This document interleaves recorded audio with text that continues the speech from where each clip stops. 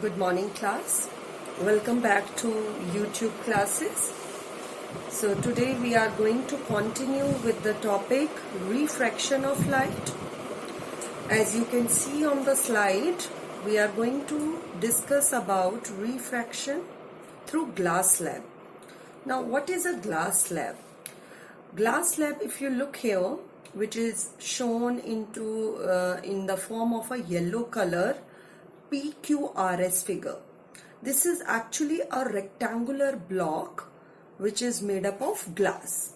Okay, so this rectangular block PQRS is called as glass slab because it is made up of glass.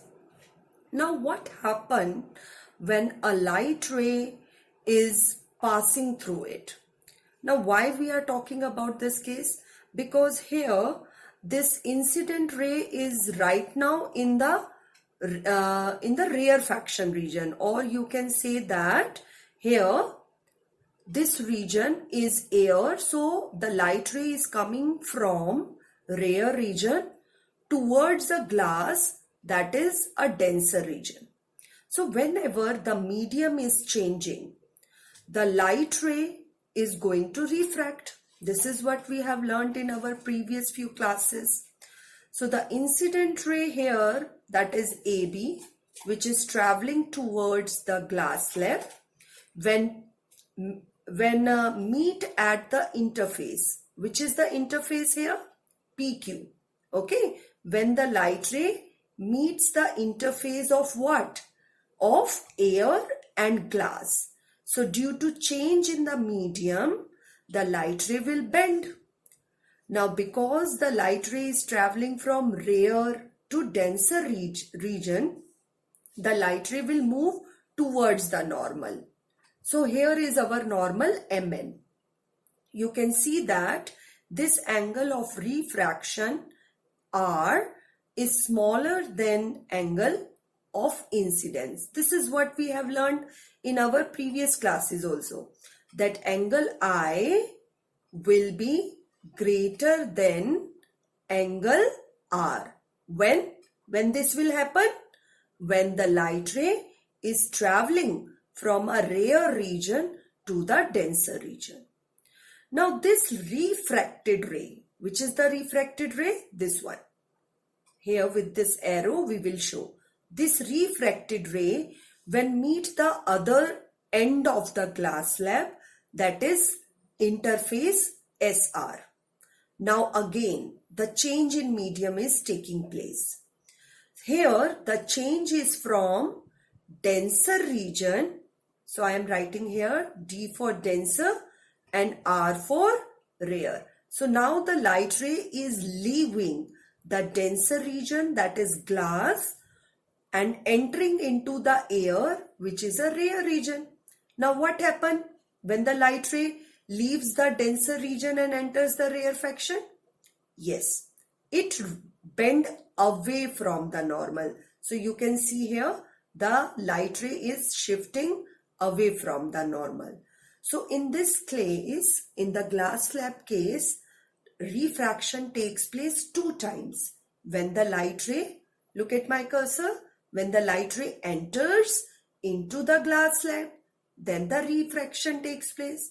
And when the light ray is leaving the glass slab, then also the refraction takes place. Now, when the light ray leaves the glass slab, we call that ray as emergent ray. Yes. So we have three rays here. Incident ray, the light ray which is entering into the glass slab. Then we have refracted ray, that is after entering into the glass slab, the light ray which get bended, that is called refracted ray. Now this refracted ray, when leaves the glass slab, we get emergent ray. Emergent ray, as the name suggests, the ray which is emerging, which is coming out of the glass slab. Now this next point is very important. Emergent ray is parallel to incident ray. This is the speciality of a glass slab, that whenever an emergent ray comes out from a glass slab, you will find this ray parallel to the, I am making this line, these two lines are parallel. If you produce the incident ray forward, this dotted line shows that the incident ray is produced forward. Now this incident ray is parallel to the emergent ray. This we have, proved it experimentally. When you will go to higher classes, there you will do an experiment where you find that incident ray is parallel to emergent ray, and there is a fixed distance between them. Now that this distance here we have labeled by capital X, this X. Now this X, which is the distance between emergent ray and incident ray, is called lateral displacement. What is lateral displacement? Let us look here. Lateral displacement is the distance between the incident ray and emergent ray. Okay, so I hope all the terms are clear to you. So revise these terms from your book, and whatever doubts you have, just message your doubts to me after the class. Now next, refraction phenomena we are going to observe in another device called prism. Now what is prism? It is a transparent medium bounded by 5 plane surfaces with a triangular cross section. Now what is meant by all these statements? Let us look here. This is a triangular base prism. Prisms are of different types. You can search types of prism on the net as an extra information, but here we are taking a prism with a triangular base. Now look here, this base is triangular in shape. Yes, this base is triangular in shape. So this is one surface. Then top of the this triangular base we have another surface which is triangular in shape. Then we have 3 rectangular surfaces. Where are the rectangular surfaces? Here. Okay, so these are the rectangular surfaces, and one is behind this one. This one is the rectangular surface. So in total 5 surfaces are there, and because we are taking glass as a material, so it is also called as glass prism. Now what happened when we allow the light ray to fall on the glass prism? Look here, this is the incident ray. The incident ray is traveling in the rare region. It is entering into the denser region. Again, change in medium happens. Change in medium happens means refraction phenomena will take place. So refraction takes place. So at point Q, that is point of incidence, the light ray will bend towards the normal. Again, the same logic. When from rare to denser, the light ray moves, it bends towards the normal. So it is bending towards the normal. Now, what happened? When it is bending towards the normal, we find that refracted ray is parallel to the base. Yes, this surface BC. So this refracted ray is parallel to BC. Now when this refracted ray is again coming to the interface, that is the surface of the glass, now the light ray is again changing the medium. What change is observing? What change you are observing here? Here we are observing the light ray is coming from denser to the rare region. Okay, so denser region to rare region, the light ray bend away from the normal. So you can see here the emergent ray is making angle of emergence E with the normal. This angle is greater than angle of refraction. This is angle of refraction. Now something peculiar we are observing here. In the last diagram, what we have observed? We observed that incident ray was parallel to emergent ray. Let us again look at the diagram. This diagram. This was the emergent ray. This was the incident ray. Yes. So in this diagram, the two rays are parallel. But what happened in the case of prism? In the case of prism, emergent ray, and if I produce this incident ray forward, okay, this dotted line shows that I am producing the ray forward. Now what is happening? This incident ray is going in different direction, but emergent ray is in different direction. So the two rays are not parallel to each other. They are only parallel in the case of glass surface. Now what is the reason behind it? Reason is the two surfaces. Here in the prism, the opposite surfaces, they are at an angle. This is also called prism angle. Okay, this angle. Whereas in the glass slab, the two opposite surfaces, that is PQ, here PQ is parallel to SR. So PQ is parallel to SR. Therefore, the two rays, incident ray and emergent ray, were parallel to each other. But in the prism case, the two interfaces, that is AB and AC, are not parallel with each other. Therefore, the incident ray and emergent ray are not parallel with each other.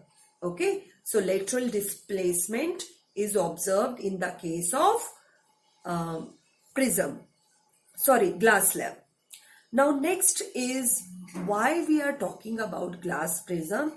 A very important phenomena was observed by Newton, and that is the dispersion of white light. White light, or you can say the sunlight.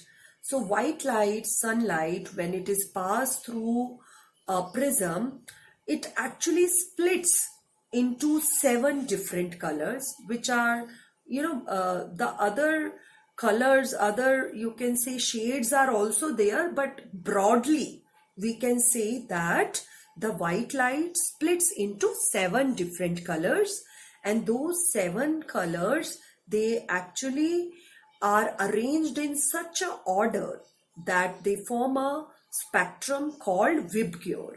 Okay, now how they are arranged, let us look here.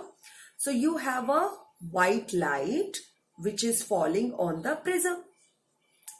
Now here the splitting is taking place. Why the splitting is taking place? Because the light ray is coming from rarer region to a denser region. Again, refraction will take place because change in medium is taking place. So white light, which is actually a collection, a combination of different colors. So this white light, because of the change in the medium, it experiences change in the speed. Now, change in speed is different in different color. You can see here red color is at the top. The speed of, if I say V is the symbol of speed, so red color speed is very, very high. Okay, so red color speed is more. And as we go down, the speed of the color decreases. So V for violet, so violet color speed is less.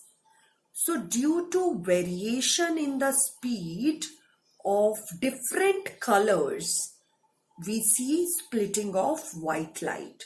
And that splitting of white light is in such a way that the colors are arranging from, we try to name them from the bottom to top. Okay, so that is V for violet, I for indigo, B for blue, G for green, Y for yellow, O for orange, and R for red. So when we arrange them in this order and we take the initials of all the colors, we get a band of colors. That band of color is called spectrum. Okay, so we call it as spectrum of white light. Spectrum means band of colors, And here we are majorly getting 7 different colors, and we say that the white light is composed of 7 different colors. So you can't say that prism has some magical power. Okay, this is not the prism who is having colors in it.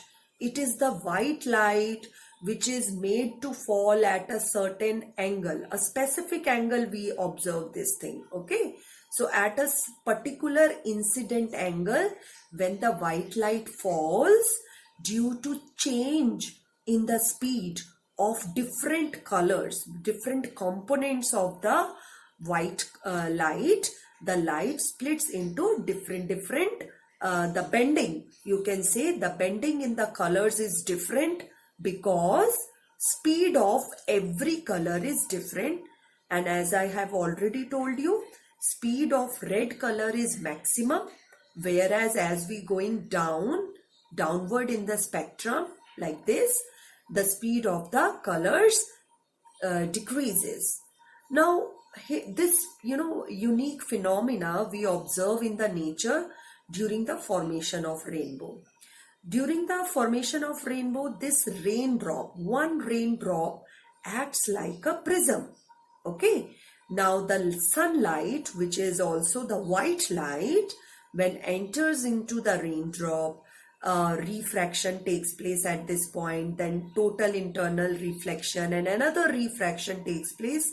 So altogether it leads to splitting of white light, that is the sunlight, into 7 different colors, and those 7 different colors constitutes the rainbow.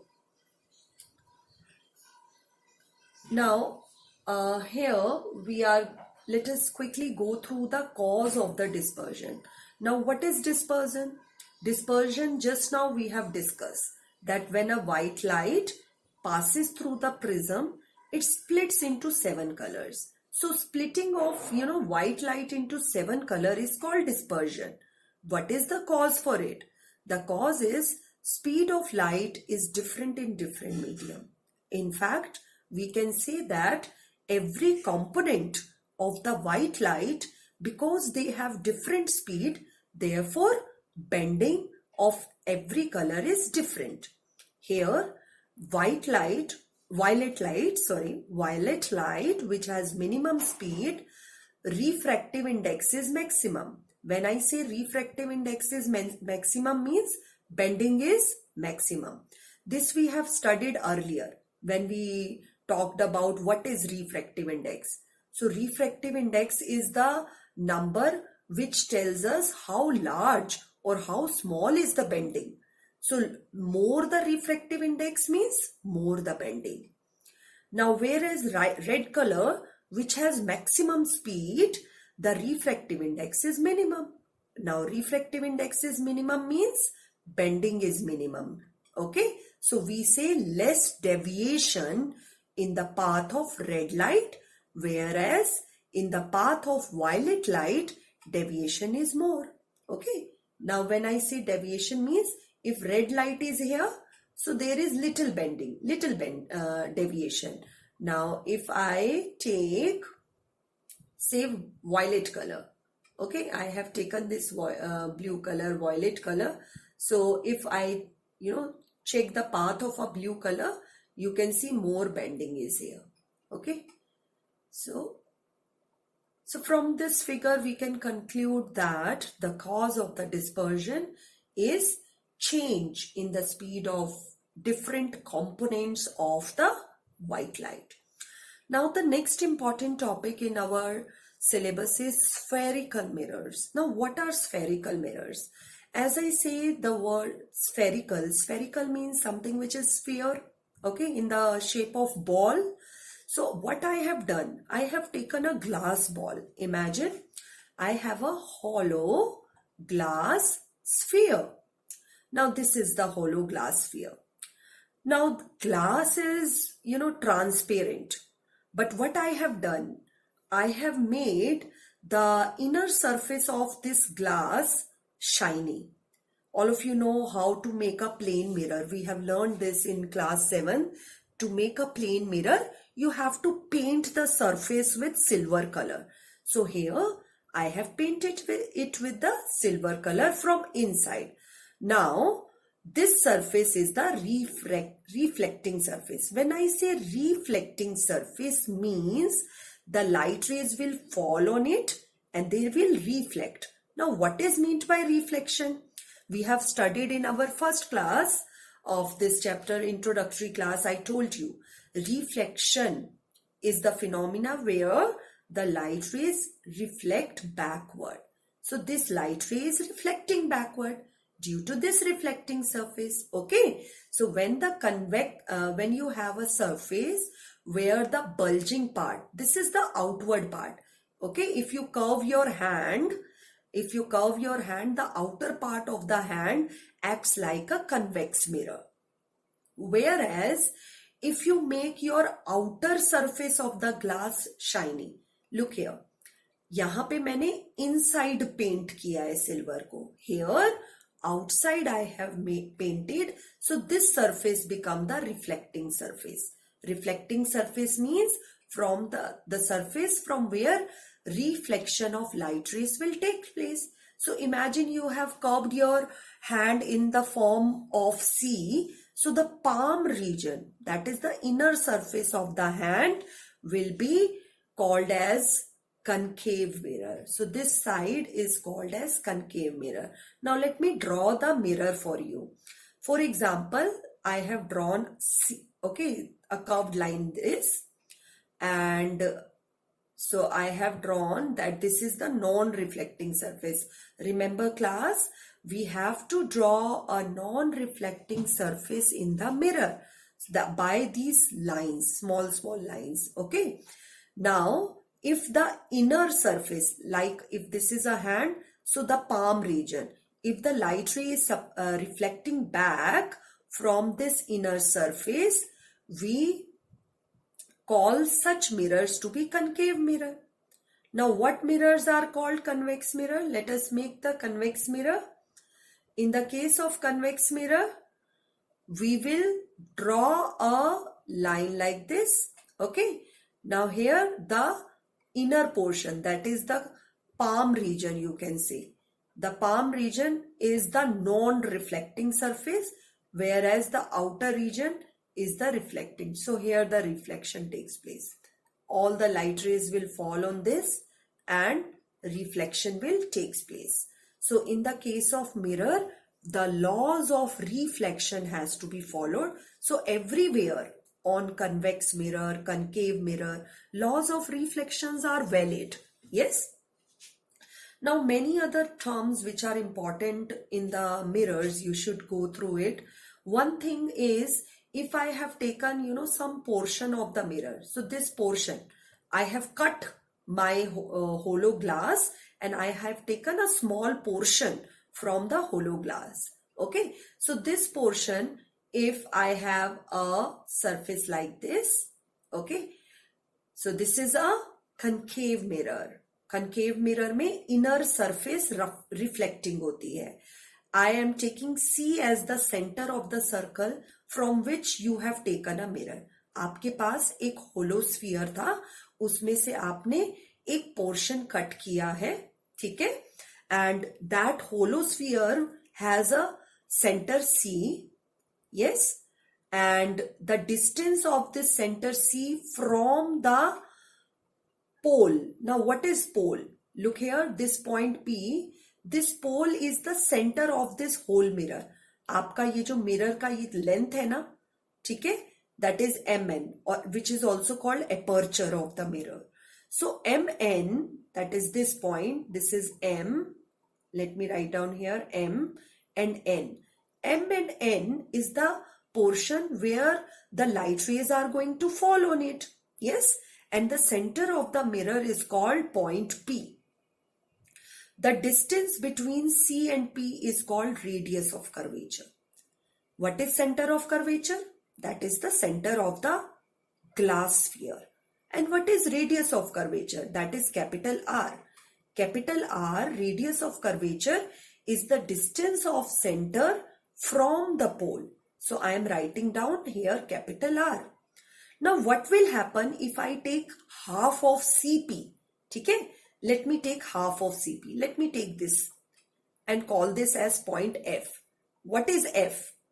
F is called the focus. All of you write down in your copy. F is the focus. What is focus? Focus is the middle point of radius of curvature. Okay, F-O-C-U-S. So focus is the middle point of this CP. So you can, and this length FP is called focal length.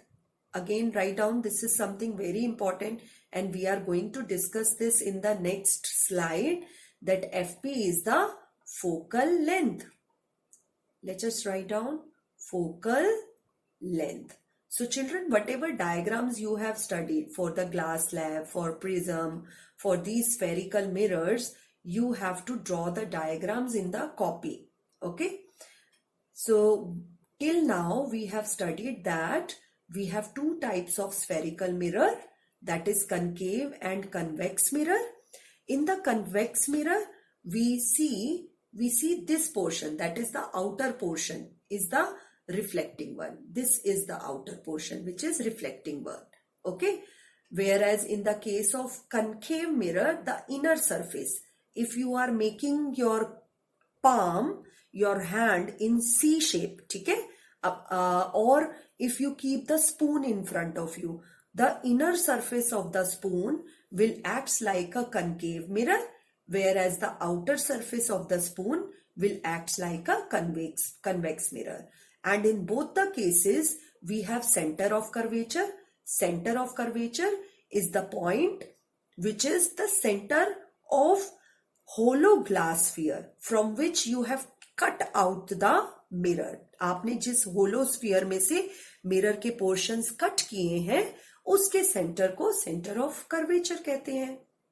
And this center of curvature is at a distance r from pole P. What is P? P is the pole and pole P is the center of the whole mirror. जितना भी आपके पास एक mirror का portion है, ठीक है, एक small piece of mirror है, उसके सेंटर पॉइंट को हम पोल कहते हैं. And the distance of pole from the center of curvature is called radius of curvature, that is capital R. And if I take half of this radius, I get focal length, that is FP. And the symbol F shows the focus of the mirror. And this focus is present in both the mirror. Yes. So till this point, children, recapitulate all the points, go through the diagrams, draw them in your copy, read the terms pole, radius of curvature, center of curvature, what is principal axis. It is the axis, that is the straight line which is passing through all the major point. What are the major point? That is capital C, capital F and capital P. Okay. So the line passing through center, focus and pole is called principal axis. So thank you all for today and do send me your doubts in the message so that I will take your doubts before starting the next lecture. Thank you all.